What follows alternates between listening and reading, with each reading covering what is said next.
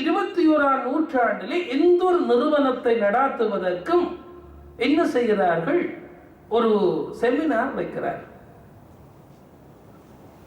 ஒரு செமினாரும் இல்லாதது என்னவென்றால் கோயிலை நடத்துறது. யாரும் கோயிலை நடத்தலாம் என்று இப்ப ஆகிவிட்டது. கோயிலை யாரும் நடத்தலாம். ஆனால் கோயிலை யார் நடத்த போகின்றார்கள் என்றாலும் அடிப்படைகளை கற்றுக்கொள்ளவும். உங்கள் அனைவரையும் நான் மன்றாடி கேட்கின்றேன்.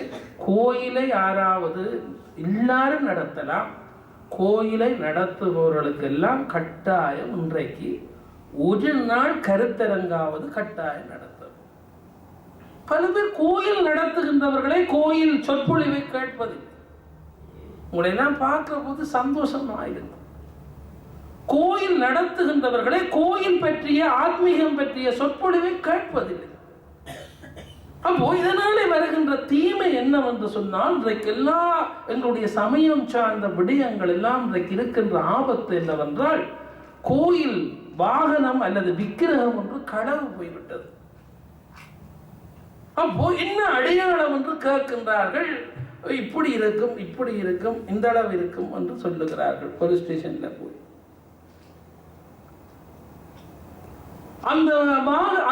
அந்த விக்கிரகத்தினுடைய பலஞ்சுழி இருக்கின்றது, தும்பிக்கையில இடஞ்சுழி இருக்கின்றது. உங்களுடைய பிள்ளையார் எந்த பக்கம் என்று வேறு சமயத்தவன் கேள்வி கேட்கிறான்.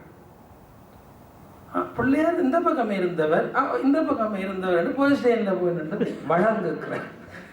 இதுதான் எங்களுடைய நிலைமை. அதனாலேதான் கோயில் என்பது மிக, நான் கோயிலில் இப்பொழுது பரிபாலகராக இருக்கிறேன். எனக்கு பெரிய கஷ்டம். இந்த உலகத்தில் மிக கஷ்டமானது பாருங்க கோயில் நடத்துறது. ஏதோ கடவுள் என்னுடைய தலையில வந்து விழுந்தது. மிக கஷ்டமானது. ஏனென்றால் அதுக்கு ஒரு கதை சொல்லுவார்கள் பாருங்கள். நீங்கள் எல்லாம் கேட்க, நானும் கோயில் நடத்துறபடியா கஷ்டம்.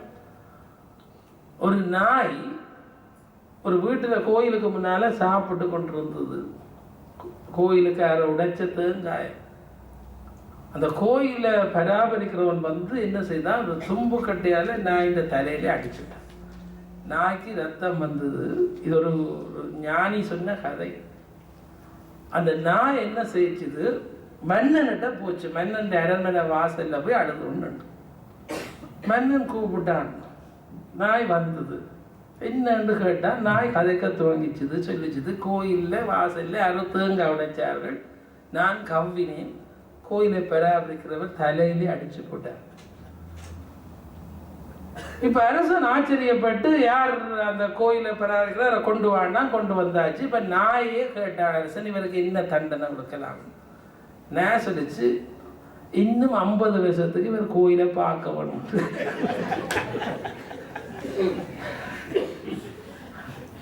இப்போ ஆச்சரியப்பட்டு போய் மன்னன் கேட்டான், நான் இது என்ன கதை சொல்லுகிறாய். நான் சொல்லிச்சு, நான் முந்தி கோயிலை பார்த்தேன்.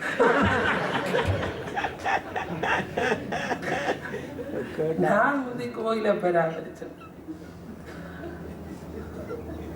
அதனாலே நான் என்ன சொல்லிச்சுன்னா, நான் முந்தி கோயிலை பராமரிச்சேன். நான் அதனாலேதான் சொல்றேன், இவருக்கு என்ன தண்டனை கொடுக்கணும்னா இன்னும் 50 வருஷத்துக்கு இவர் கோயிலை பராமரிப்பேன். அதனால கோயிலை பராமரிக்கிறது எனக்கு எந்த நிமிஷமும் பயம், பெரிய கஷ்டமான ஒரு விஷயம். எனவேதான் கோயில் பற்றிய சந்தேகங்கள், கோயில் பற்றிய ஐயங்களை, சில அடிப்படைகளையாவது கட்டாயம் நாங்கள் கற்றுக்கொள்ள வேண்டும். இல்லை என்றால் இந்த நூற்றாண்டிலே அடுத்த தலைமுறையை விளக்கம் செய்ய முடியாது. கோயில்களை பராமரிப்பது கடினம். இந்த துன்பம் பாருங்கள், இன்றைக்கு எங்களுடைய தாயகத்திலே இன்றைக்கு பெரிய கஷ்டமாக போய்விட்டது. பெரிய கஷ்டமாக போய்விட்டது. ஏராளமான கோயில்கள் நீதிமன்றத்திலே, இப்பொழுது யாழ்ப்பாணத்தில் ஏராளமான கோயில்கள் நீதிமன்றத்தில் நீதிபதியாக வேறு மொழி பேசுகிறவர் இருக்கிறார், வெக்கப்படுகிறார். இங்கால 15-20 பேர், இங்கால 25-30 பேர், எல்லாரும் உறுதி கட்டுகள், அந்த கட்டுகள் எல்லாரோடும் வந்து நிற்கிறார்கள். கோயில் கும்பிட்டதை விட கோர்ட்டுக்கு போகின்ற நேரம் தான் கூடுதலாக இருக்கிறது. மிகப்பெரிய துன்பம் பாருங்கள். அதனாலே தான் என்ன காரணம் என்று சொன்னால் நாங்கள் ஒருவருக்கும் கட்டுப்படாத ஒரு சமுதாயமாக வளர்ந்திருக்கின்றோம். இது எதிர்கால நூற்றாண்டுக்கு மிக கஷ்டமாக இருக்கும். எனவேதான் சில யுக்திகளை, சில நல்ல நடைமுறைகளை நாங்கள் வாழ்க்கையிலே பின்பற்ற வேண்டும். இன்றைக்கெல்லாம் சார் பொன்னம்பலம் ராமநாதன் 1913 கீரிமலையிலே ஒரு சைவ மகாநாடு நடந்தது. யாழ்ப்பாணத்தில் இருக்கின்ற வடமாநிலத்தில் இருக்கிற கோயில்களை நிர்வகிக்கிற எல்லாரும் பாருங்கோ, நாங்கள் ஒரு ஒழுங்கை, ஒரு கட்டுப்பாட்டை, ஒரு சம்பிரதாயத்தை, ஒரு விதிமுறைகளை பேணுவோம். ராமநாதனுக்கு படுதோல்வி. பல பேர் போகவில்லை. ராமநாதன் பெரிய துறை அழைத்திருக்கிறார் என்று பெரிய கோயில்கள் எல்லாம் போனார்கள். ராமநாதன் சில ஒழுங்குகளை வகைப்படுத்தினார். காலையிலே எல்லாரும் இந்த பூசை நேரத்தையாவது விளங்கிக் கொள்ளுங்கள் என்று கோயிலை பராமரிக்கின்றவர்களுக்கெல்லாம் 5 மணிக்கு பூசைக்கு ஆரம்ப மணி அடிப்பது தொடக்கம் சில ஒழுங்குகளை எழுதி கொடுத்தார்கள். சார் பொன்னம்பலம் ராமநாதன் செய்த முயற்சி, அந்த முயற்சி 1913 கீரிமலையில் வைத்த மகாநாட்டினுடைய முயற்சி தான் யாழ்ப்பாணத்தில் நல்லூர் கந்தசுவாமி கோயில இருந்து பருத்தித்துறை வள்ளிபுர கோயில் மட்டும் காலையிலே பூச மணி, இந்த 12 மணிக்கு இப்படி மணி அடிக்கிறது, பின்னேற மணி அடிக்கிறது, அப்தசாம பூசை என்பதை நாவலருடைய சிந்தனையிலிருந்து ராமநாதன் போன்ற சில பெரியவர்கள் அதை ஒழுங்குபடுத்தினார். அதை பின்னாலே வந்தவர்கள் எல்லாம் வலியுறுத்தினார். அந்த வலியுறுத்தல் அன்றைக்கு ஒரு கல்வி சமூகம், ஒரு ஆளுமை உள்ள சமூகம் சில ஒழுங்குகளை எங்களுடைய சமுதாயத்திலே ஏற்படுத்தின காரணத்தினாலே தான் இன்றைக்கு வரை எங்களுடைய சமூகம், இன்றைக்கு நீங்கள் இந்த நாட்டிலே வந்து இப்படி ஒரு கோயில் பூச வேளை இன்ன ஒழுங்குகள் எல்லாம் செய்கிறீர்கள். அதை வகுத்து கொடுத்தவர் நாம். நேற்று இன்டர்நெட்டில் பாருங்கள், பண்டத்திற்கு பிரான்பெட்டில் ஒரு கோயிலில் ஆடு வெட்டுற கொடுமையை பற்றி ஒரு காட்சி போட்டிருக்கிறார். இப்போ துவங்கிட்டார்கள் திருப்பி. இப்போ கேட்பார் கிடையாது ஆடு வெட்டுறவர்களுடைய அமளி யாழ்ப்பாணத்து. அப்போ சிறுவர்கள் அதை போய் வேடிக்கை பார்க்குறார்கள். ஹேண்ட்போனில் எடுத்து கொண்டு வந்து தாய்மார் ரெண்டைக்கு பாருங்க என்ன மாதிரி ஆடு வெட்டினார். நேற்று இன்டர்நெட்டில் போட்டிருக்கு. பிரான்பட்டில் ஒரு கோயிலில் ஆடு வெட்டுற காட்சி, ஆடு துடிக்குது, அதை அப்படியே வீடியோவில் போட்டிருக்கு. அப்போ இந்த நூற்றாண்டில் கருணை, இரக்கம், சாந்தம், அமைதி, மங்களம், மகிழ்ச்சி, புனிதம் என்று பேசுகின்ற ஒரு சைவ பாரம்பரியத்தை தொலைக்கணும். கடவுள் கேட்டது என்று சொல்லுகிறார்கள். எல்லாரையும் நான் கேட்பது, கடவுள் அப்படி கேட்டா எல்லாருடைய சபையிலையும் வந்து எனக்கு ஆடுதான் வேண்டும் என்று அங்கே தெய்வம் கேட்கும். இது இந்த நூற்றாண்டில் பாருங்கள், எல்லாரும் படிச்ச பிறகு இப்படி காரியம் செய்யும். இன்னும் யாழ்ப்பாணத்துக்கு பாவம் இருக்குன்று பெங்களூர்ல இருக்கிற சுவாமி சொன்னார். என்ன பாவம்? முன்பு மாடுகளை பிடிச்சு வயலுக்குள்ள மேய விடுறதுக்கு நெருப்பில கம்பிய சூடு காட்டி கானா, சீனா, கந்தையா மாடு துளியாம இருக்கிறது. என்ன பாடுபடும் மாடு, தோலை உரிச்சு காசி அதுதான் இப்ப எங்கட தோல் எல்லாத்தையும் ஆறாறு வந்து சுட்டு போட்டு அந்த காலத்துல பாருங்க செய்த கொடுமைக்கு இன்னும் பிராயச்சித்தம் இல்லை. மீண்டும் அந்த கொடுமைகளை தேடுகிறோம். எனவேதான் இந்த 21ஆம் நூற்றாண்டுக்கு பொருத்தப்பாடுடையதாக கோயில்கள்ல இருந்து எங்களுடைய வாழ்க்கை முறைகளை நாங்கள் ஒழுங்குபடுத்தணும். கோயில் ஒரு அமைதியான இடம். யாழ்ப்பாணத்திலே சரி, இன்றைக்கு எங்கும் துன்பமாக இருக்கின்றது. இந்தியாவிலேயும் இந்த 21ஆம் நூற்றாண்டுக்கு பொருத்தப்பாடாக தென்னாட்டிலே இருக்கின்றவர்களுடைய முயற்சி போதாமல் இருக்கிறது. ஆனால் வடநாட்டிலே சில நல்ல முயற்சி செய்கிறார், பாராட்டவர்.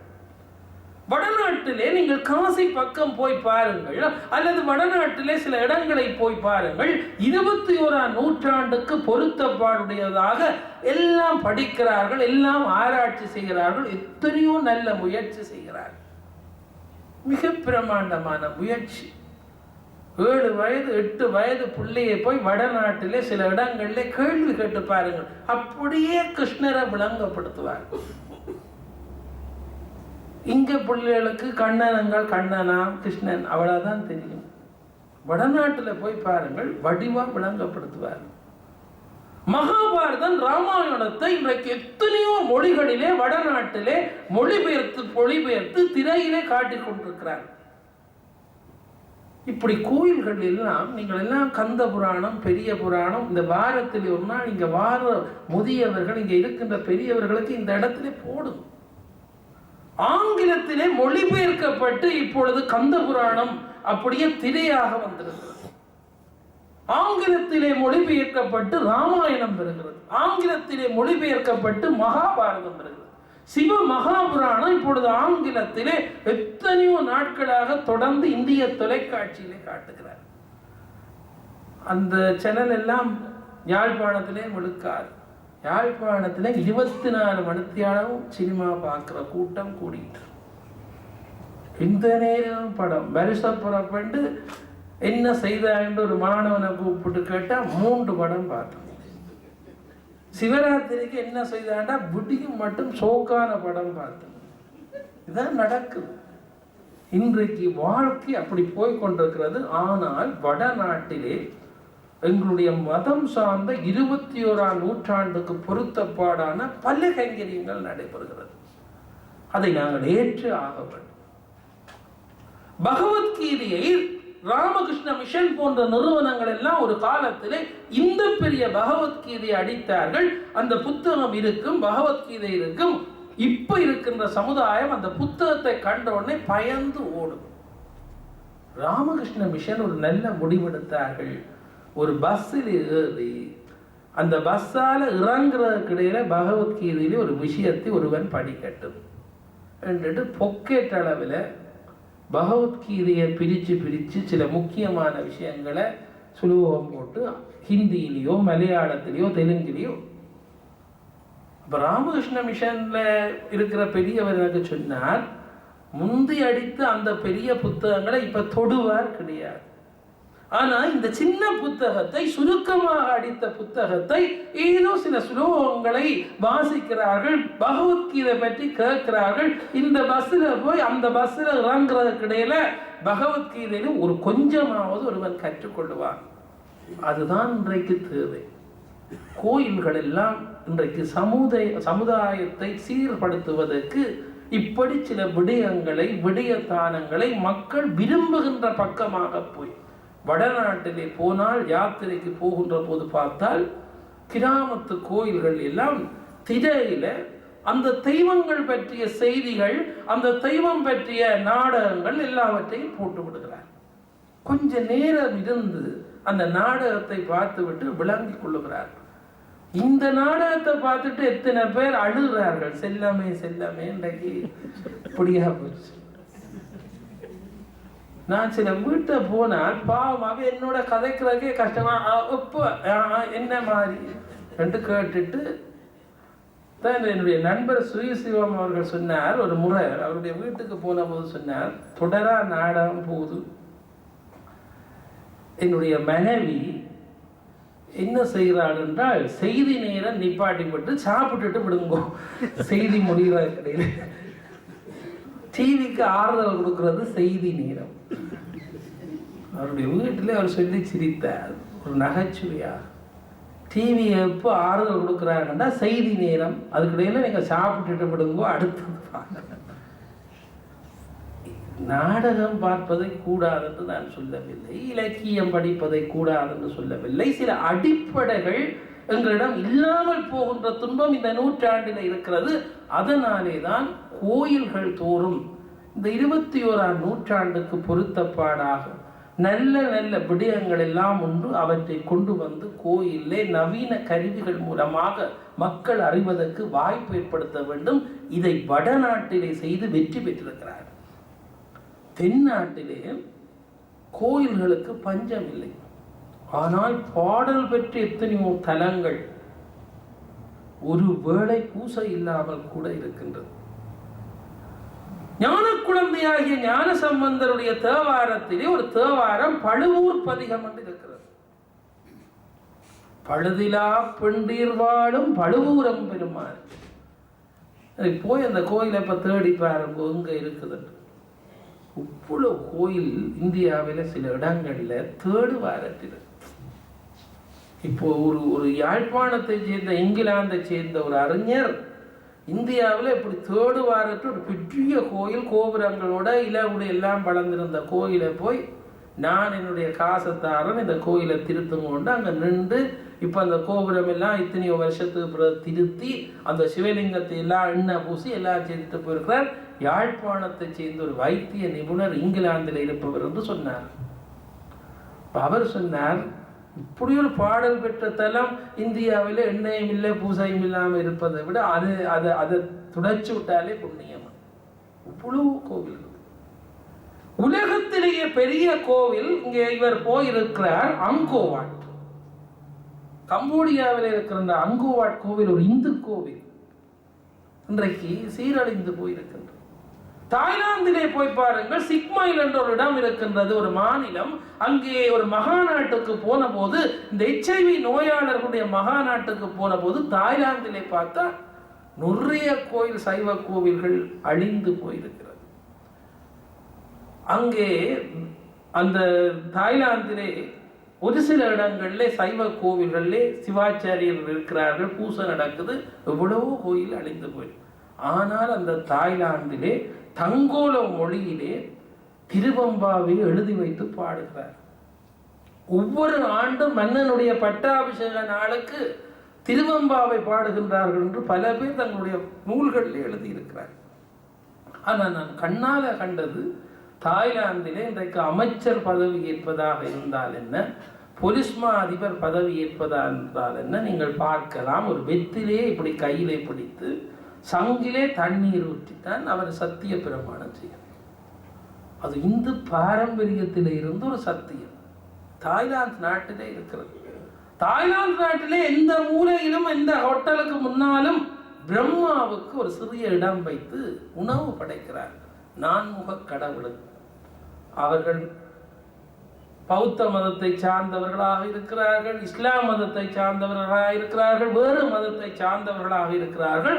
ஆனால் தாய்லாந்திலே பல மூலைகளிலே நான்முக கடவுளாகிய பிரம்மாவுக்கு ஒரு தட்டத்திலே ஏதாவது காலையிலே படைத்திருப்பார். என்ன ஆச்சரியம்! ஒரு இடத்துக்கு போனால் ஏராளமான நடேசர் விக்கிரகம் விற்க வைத்திருக்கிறார். எங்கு இருந்து எடுத்தது என்று கேட்டேன். யாராவது மண்ணுக்குள்ளே இருந்து எடுத்து கொண்டு வருவார்கள், விற்க வச்சிருக்கிறோம். ஆனால் நெருப்பு விலை சொல்லுகிறார். அப்போ இந்த உலகத்திலே இவ்வளவு தூரங்கள் எல்லாம் உங்களுடைய சமயம் பரவி வளர்ச்சி பெற்ற சமயம், எத்தனை போர்களை சந்தித்து சந்தித்து அழிந்து ஒளிந்து மீண்டும் மீண்டும் புத்துயிர் பெற்ற காலத்திலே கூட இந்தியா என்கின்ற பாரத தேசம் ஒரு பெரிய விரிந்த தேசம், கோடிக்கணக்கான மக்கள் இருக்கின்ற தேசம் என்ற காரணத்தினாலே அடிப்படையாக இருக்கின்ற எங்களுடைய சமயம் காப்பாற்றப்படுகிறது. எனவே பெரியோர்களே, நாங்கள் ஈழ நாட்டிலிருந்தும் இந்தியாவிலிருந்தும் இத்தகைய இடங்களுக்கு வந்திருக்கின்றோம். திட்டமிடுங்கள். எங்களுடைய சமயத்துக்குள்ளே பெரும் சொத்துக்கள் இருக்கிறது, ஒன்று வெங்கட இல்லை என்று ஒதுக்காதீர்கள். தெய்வங்கள், எல்லா தெய்வங்களையும் ஏற்றுக்கொள்ளுங்கள். நாங்கள் எங்கள் மூதாதையர்கள் காட்டிய வழிபாட்டுக்கு முதன்மை கொடுத்து கும்பிடுங்கள். மற்றையவர்களை வெறுக்காதீர்கள். அடுத்ததாக இந்த நூற்றாண்டுக்கு பொருத்தப்பாடுடையவர்களாக எங்களுடைய தலைமுறையை மாற்றுங்கள். எங்களுடைய இளைய தலைமுறையை மாற்றுவதற்கு சில முயற்சிகளை செய்கிறார்கள். இந்தியாவிலே நான் பார்த்தா சின்மியா மிஷன் என்கின்ற நிறுவனம் நிறைய இளம் பிள்ளைகளை சேர்த்து போட்டார்கள். சில யுக்திகளை கையாளுகிறார். ராமகிருஷ்ண மிஷன் நிறைய இளம் பிள்ளைகள் அங்கே இருக்கிறார்கள்.